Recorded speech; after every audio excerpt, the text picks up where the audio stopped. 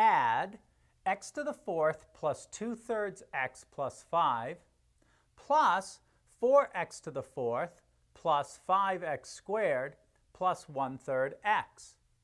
What we do is combine like terms. We have an x to the fourth and an x to the fourth, so this would be equal to 1 plus 4 times x to the fourth.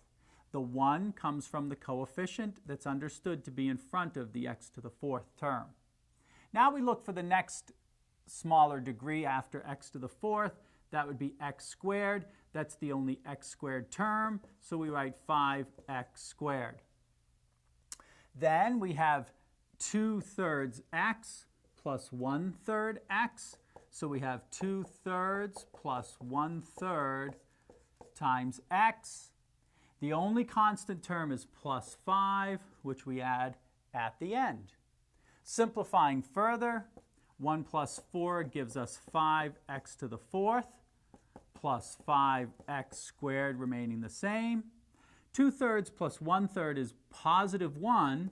We don't need to write the 1, so we just write plus x.